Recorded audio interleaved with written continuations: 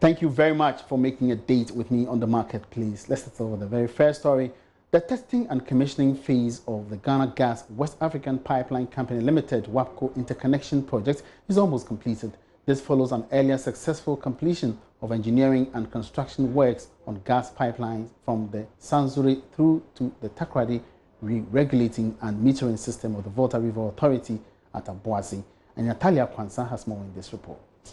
Head of Communication at Ghana National Gas Company Limited, Ernest Owusu-Bempah, at an inspection visit at the project site, says the exercise is basically some protocol that needs to be adhered to ensure the safety and efficiency of the pipeline system. And how the flow is going to be like before they open, for them to detect what we call the leakages and all that, to know whether there's no leakages technically, to make sure that everything is fine before they start pushing gas. At the moment, they're doing about 37 million cubic feet on pressure within the testing and commissioning. From there, it can take about 60 million cubic feet of gas, which is very significant, which can do about 300 megawatts of electricity. Basically, it's significant because major tie-in that we did at Sanzule with ENI and then Ghana Gas is what translating into more gas available so that we can push some to the Eastern Enclave. So basically that is all that the work is done. We brought you here for the tie-in, and the tie-in has been completed, and going forward the reverse flow has also been completed, and we're going to make sure that there's not going to be any problem when the Nigeria WAPCO tell us that they don't have enough gas available. There will be more gas flowing, about maybe we can do about 30 million cubic feet, between 30 and 60, which is very significant to help us generate electricity. So in a worst case scenario, how long would this phase of the activity take? Basically, they've already done what they're supposed to do, and testing and commissioning takes a few days. So within a few days, they will start pushing gas, which means that they have not detected any leakages whatsoever. It means that we are flowing and everything is fine. According to the engineers,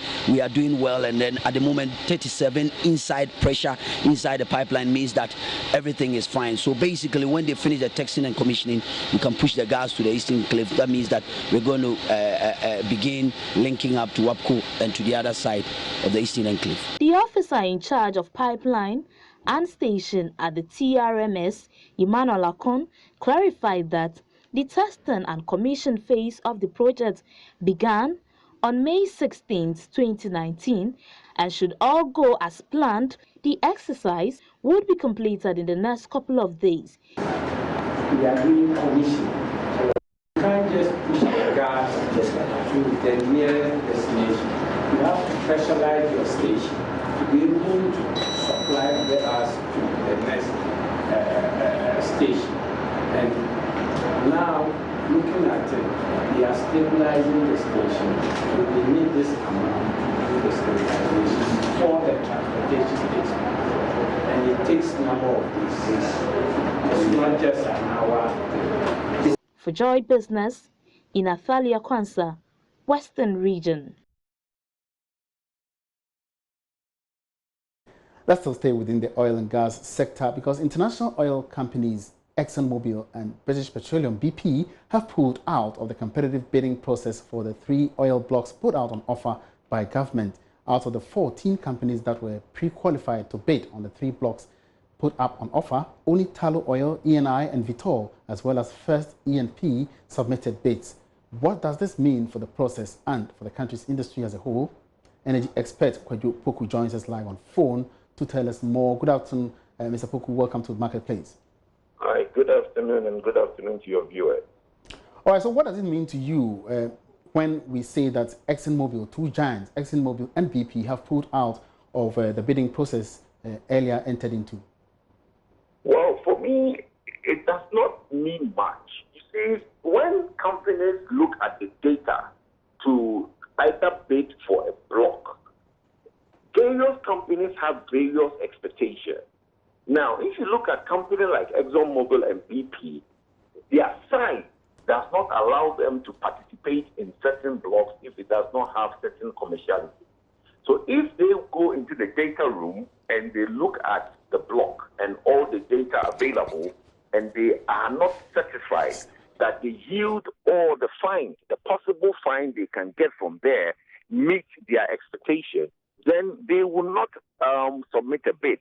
I don't think it means that the bidding process was not successful. It doesn't mean that the block is not a good block. All it means is that what they saw does not meet their expectation, and they don't think that it's commercially viable for them. Now, Mr. Poku, for international giants like ExxonMobil and BP, don't you think that they should have studied enough of the basins, the sedimentary basins of the country to verify whether there is indeed a huge deposit there before they even entered into this bidding process? Well, the sedimentary basin of the country is not the same across from the Teta to the Tano basin. Every basin has its own characteristics. In some areas, you might find certain characteristics that you think might give you certain yield or certain prospect. That characteristics might be there, but those prospects might not be there. Look, I'll give you a typical example. There's a company called Dana Petroleum. The very block where the Jubilee partners are drilling 2 wells today, Dana Petroleum relinquished that block as far back as in 1999-2000.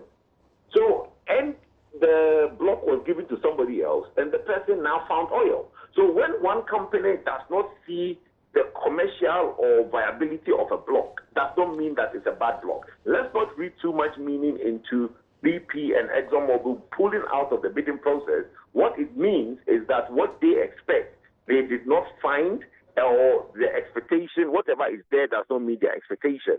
So they came out. It doesn't mean that the process was bad, or doesn't mean that the process is flawed. All right. Yes, it's good to have BP in the country, but again, around the world, BP is also pulling out of a lot of exploration. So it does not necessarily mean that it's a bad block. All right, now, so other with companies might come in and find it very prosperous. So I was going to say, with these two giants pulling out, don't you think it sends some kind of wrong signals to other prospective companies which might want to come into the country in future?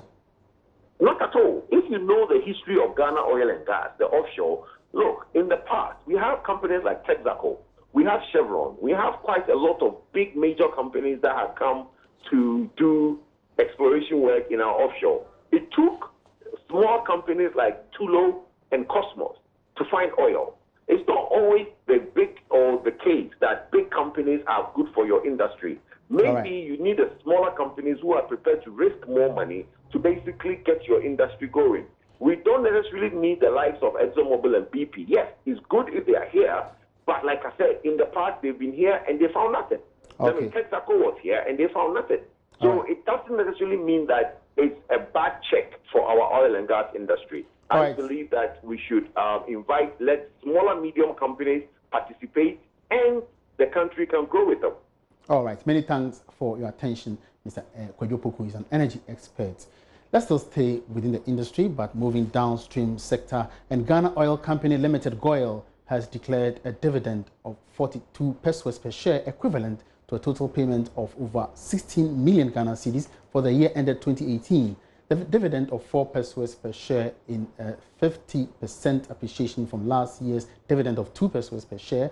Now, board chairman of the company, Kwamna Patel, said the increase in dividend payment was as a result of a 20% growth in the company's profits after tax. He was speaking at the ongoing 50th annual general meeting of the company in Accra. My colleague, Sheila Tamaklo, is currently at the grounds of the AGM. She's currently speaking with the managing director of GOIL.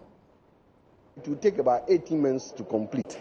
And then, because we know that we have a lot of roadworks in Ghana, so if somebody is venturing into bitumen production, that's a good business.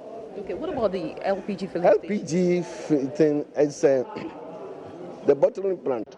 You know, the policy, there's a change in the policy from the government that, you know, we should reduce the risk in the LPG business. And then the future is that we should do this cylinder recirculation thing, where we have a carousel. So the bottles will be filled by the OMCs in a very, you know, in a very healthy and safety, you know, manner, so that at least, you know, the risk in the industry will be reduced. I don't know. You cannot say you are eliminating risk 100%, but at least we think that system is a bit superior to the current system. Largest oil market, market, we have to go into it. That is why we're starting, the building of the plant. Timelines to this? Oh, well, once decided, let's give ourselves a minimum of 8 months. They would have finished building the plant. Okay, and lastly, you changed your name today from Ghana Oil Company to GOIL Company Limited. What are some of the benefits that this is likely to bring to your company? You yourself, Ghana Oil Company Limited. It's more or less a sentence. GOIL. What is it? The children, everybody, the rhymes, everybody already knows the company as GOIL. So all that we are saying that this is what the people want. They want to call the thing GOIL. So why don't you give it to them? We are responding to market research. We are responding to the desire of the shareholders. We are responding to changes in the industry. That instead of making a sentence, Ghana Oil Company Limited, and sometimes people even think that we are JMPC. So why don't you come out with our brand? We have a new brand to stand up. So GOIL, good energy, simple. Thank you very much for your time. Okay, so Emmanuel, well, that was the MD for the Ghana Oil Company Limited, now GOIL. That was Patrick Akoli here speaking to us. So that brings us to the end of the 50th annual general meeting. And like I briefed you earlier, well, some of the issues that came here was the declaration of dividend of 4 pesos per share, which was a 50% increase from the previous dividend of 2 pesos per share. And also there was the issue of, the MD who just left me is also taking a long leave from June till November when he resigns. And so with that decision, he was appointed as the board chair for the subsidiary company, which is GOIL Energy Oil. Many thanks for that report. Sheila Tamaklo reaching us live from the College of Physicians and Surgeons here in Accra, where the National Oil Marketing Company, GOIL, has increased its dividend payments by 50% for 2018. Let's turn away from oil and gas. The IMF has lauded government's move to review tax exemption laws that grant some reliefs to businesses. This was captured in an article by the IMF country representative, Dr. Tuna Mama, on Ghana's relations with the IMF. He added the economy was in severe crisis before securing a bailout program in 2014.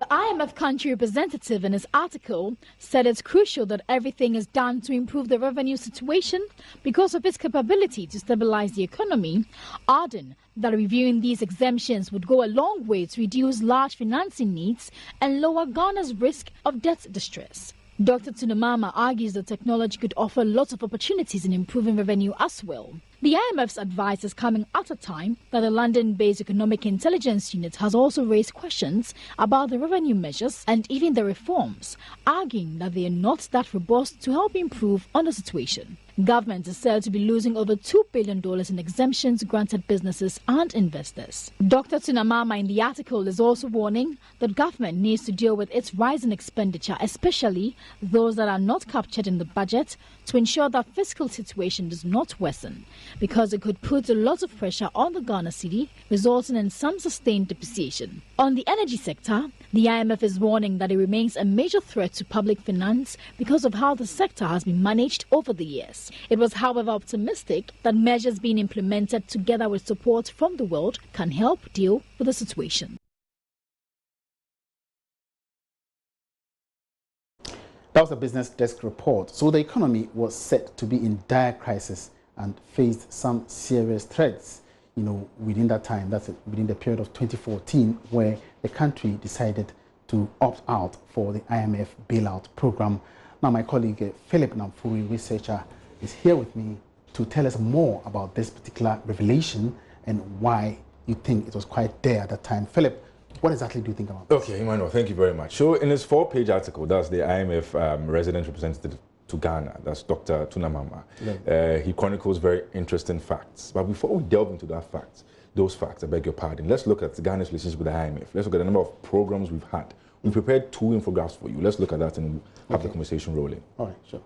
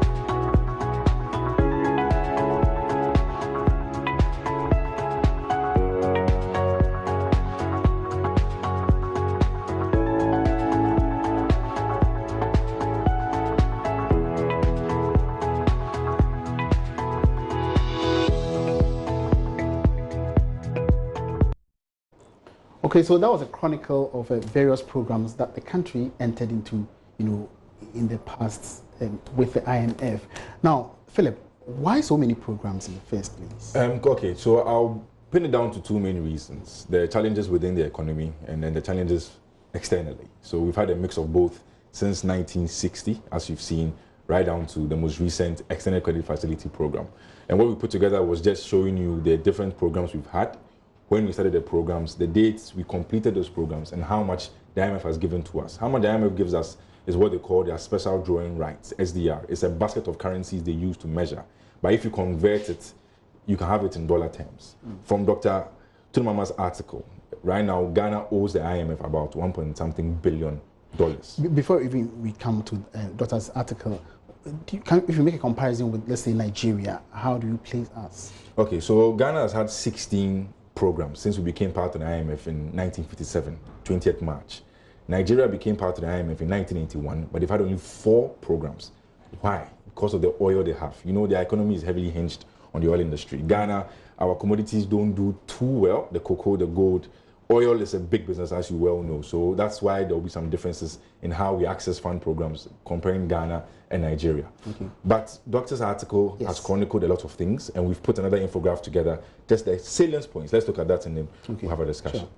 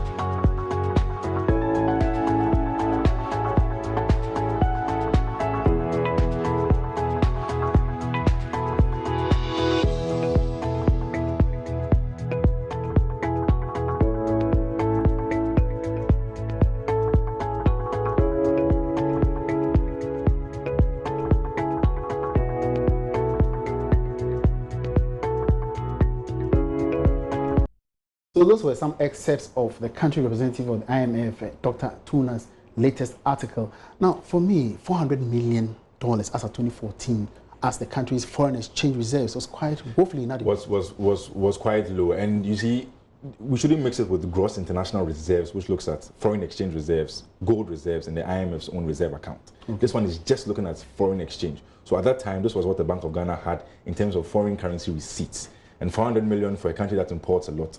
One would argue that is a bit small. The other part that interests us is the printing of money by the Bank of Ghana. The first half of the year, the deficit was financed to about a tune of 4 billion. If you do 22% of 2013's revenue, that's what the Bank of Ghana's act says. You look at the deficit and you take the previous year's revenue, about 22%, that translates to about 4 billion Ghana cedis. So a lot of it. And now we have the zero Bank of Ghana financing on the government deficit. So we should hold these things in place. There are some good parts of this program, as you can see from the infograph, but all in all, we must ensure that we hold this steady. So did the Bank of Ghana at the time give us these details in their reports and at the MPC level?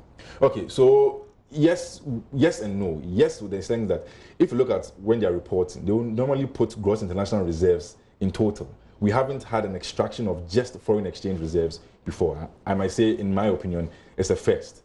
And if you look at the financing of the government deficit, yes, governments are allowed to borrow from central banks. But if you look at only the first half of 2014 from Doctor's article, and you see that they printed about 4 billion Ghana cedis at that time, that fuels inflation also that we see in the country. So you see that, yes, information is out, but not the fine details and specifics as we've had in this article. And the first part of the article is very interesting. So I think everyone should get it on My Joy Online Business and then read it. Very, very interesting. Thank you very much for that update, my colleague Philip Namfuri. Now, away from that, Minister of Aviation Kofi Adda says government is considering giving incentives to domestic airlines to encourage them to ply the whole air route. He also noted that some corrections will be made to the airstrip at Wa in the Upper West region. The two facilities have been idle despite their completion a couple of years ago. Speaking to Joy Business, the aviation minister explained few challenges were being addressed to pave way for the use of the two airports. The Wa airstrip was developed and ready for use in 2017. Works included the rehabilitation of an existing structure into a terminal building and the construction of a perimeter fence around the airport.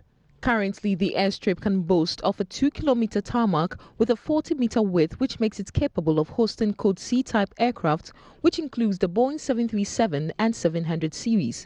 Despite this, the facility is yet to be operationalized. Aviation Minister Kofi Adda blamed the development on challenges with some pavement compaction. I think the main issue with WA is that the airlines are concerned about the rating of the compaction, and they have what they call the pavement compaction number that tells you how strong, how good, how convenient, how solid the pavement is for the aircraft to land and take off from. From the initial numbers that we saw, they're not official. Looks like they were talking about the number 15 as against a 70th number in Accra and 80th number in Tamale. So the team went there yesterday. I think they started work today. From my understanding, they're going to take a month to finish this up. When they finish, we know whether it's good enough. It meets the standards for the airlines to start going. If it meets, definitely, then we urge them to start operating there. Meanwhile, the $25 million Ho Airport, which was completed last year, is also sitting idle. The facility has a 1,900 meters runway, traffic control tower, and a 1,150 capacity passenger waiting area. Ho is the nearness to Accra, and I think the airlines are looking at the commercial bit of it, the viability of it. We've tried some policies to see how we will get traders who are going to Aflao from Kumasi to be able to come to Ho and then go by road to Aflao. But apparently the road between Ho and Aflao is so bad that needs to be done to encourage them to be able to do that. If that happens, they can take a shuttle bus from Ho to Aflao and then come back and take the plane and go to Kumasi. That will be in discussion with the airlines. Since these are commercial operations, there's very little that we can do by way of forcing them to get it done. That's why we decided in the ministry that we should make this part of the policy of the new airline to operate within the country. For Joy Business, Sheila Tamaklo. And that'll be it for the market, please. There'll be more business on Business Live at 5 p.m. My name is Emmanuel Apuachi. Have a good afternoon.